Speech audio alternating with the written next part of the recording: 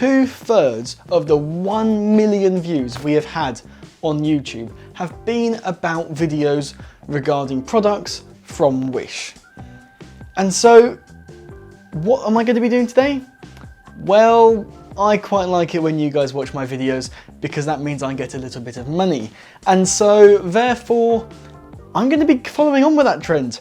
Yep, whether you guys like it or not, you're getting another Wish video. Today, we're going to be looking at a hard drive that I purchased from Wish. Now, the reason why we're looking at a hard drive is not because I want to work out how fast it is or how slow it is. That would be boring. Instead, we're going to be doing something that is potentially still boring, but also has the potential to be reasonably interesting.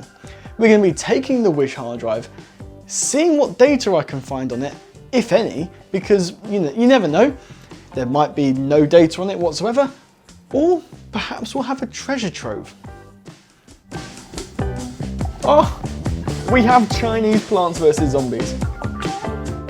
Okay, so I thought I'd start off just by running a quick Malwarebytes scan just to prove that going into this video, we haven't got any viruses on the system.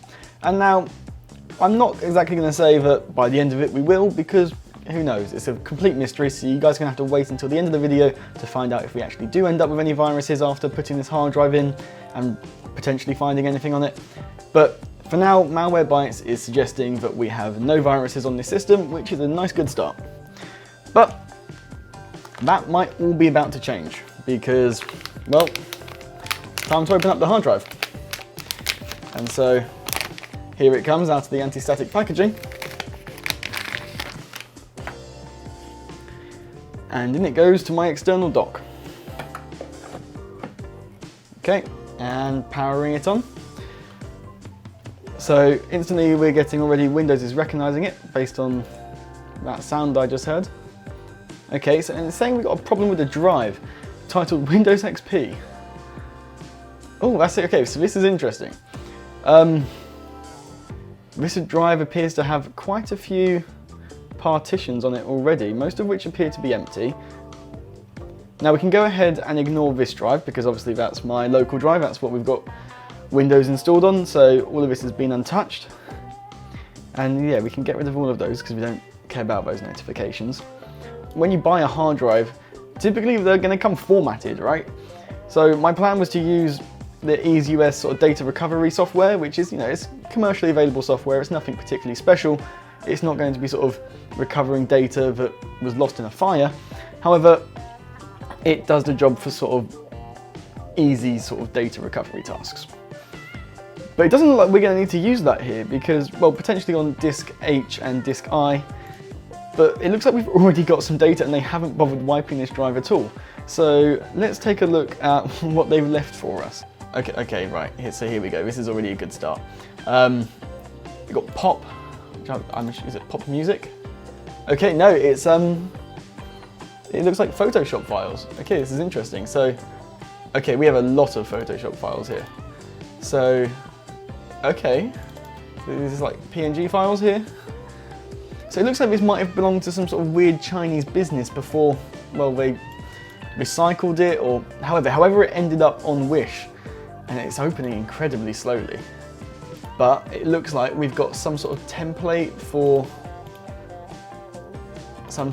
a Chinese business somewhere. Now obviously I can't read Chinese, so if any of you guys can read Chinese, then please do leave in the comment section down below or what this text says, because personally I haven't got a clue. Okay, but we've got Beast. This is a beast of a hard drive. Beast. No, but other than that, that's the only thing I can read. I can read Beast free. So we've got a couple of PNG files looking around inside Pop, but we'll come back for the Photoshop files because potentially they could be more interesting. Okay, yeah, so we've got a lot of Photoshop files, more Photoshop files, more Photoshop files. Okay. So we have an application file now in Dubber. I'll leave that for a little bit. Maybe we'll copy this to our desktop so we can run that later and sort of say, this is our Dubber file. And we'll see what that program does later. I'm a little bit suspicious of it.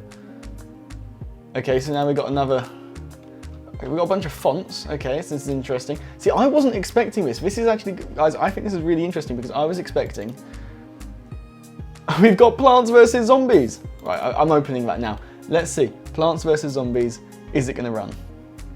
Now, this system isn't really designed for gaming. I mean, I know it's only Plants vs Zombies, but oh, we have Chinese Plants vs Zombies. Now, based on my knowledge of the mobile game, this is going to ask for me my name. I assume that's what that's asking for. So I'm just going to put in RMD tech. Is this settings maybe? Volume? Yes. Oh. Okay, let's play a bit of Plants vs Zombies. Let's go. It says it there. It's a bit of English. There we go. Well, I was not expecting this. We've got... So I assume whoever was using this hard drive previously had a pirated copy of Plants vs Zombies, because I assume it would... Well, listen, I think EA own it now. I think it's on Origin, so let's face it, it's probably going to have some sort of DRM on it. But yeah, it looks like we've got a fully working copy of Plants vs Zombies, but that's not what you guys came here to see, so I'll close that all down. Where was I? I was in here. I was in local disk G in... Yeah, it looks like we've got... Is this more games, maybe? H3W maped? I don't know. I don't know. But we've got Plants vs Zombies there. Should we find out what down is? Let's open down. Okay, so we've got another game. Color lines. I have no idea how this works. You can click on the different balls and they bounce a bit, but oh, okay. If I press next, I have no idea what I'm doing. Someone tell me what color lines is. I think this is gonna be a theme of this video, me asking you guys what a lot of different things are. Okay, right, well let's leave local disk G alone and let's see what's on. Have we got anything else? Local disk I, oh sorry, F, let's have a look. Okay, so we've got favorites, ghosts, POS 800, my documents and calc. Okay, this is a bit suspicious, but maybe it's okay. It's from 2004. It says that file's from. Okay, so that could just be a normal we've got a lot of calculators. Okay, we've got more calculators. We've got my pictures, and we've got a shortcut to something that doesn't exist. With more Photoshop files. Tell you what, I'm going to go ahead and open one of these Photoshop files. Now this system is running an i3 3rd generation with integrated graphics, so I imagine this probably isn't going to open too well, depending on the size of the file. It's only a 750 kilobyte file, so it shouldn't be too bad.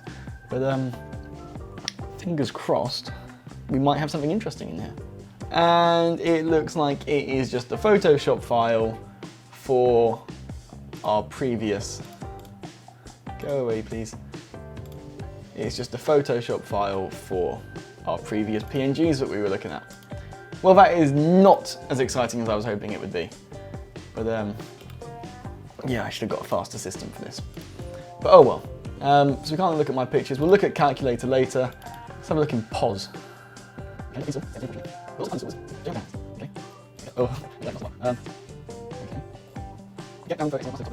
But I think the main interesting thing that we've all sort of seen is the Windows XP install here. It's got all of the Windows XP files on it. So potentially we could hook this up as a boot drive, which might be interesting to see. So we'll have a look at potentially doing that later on. But let's have a look in users. Users more, documents.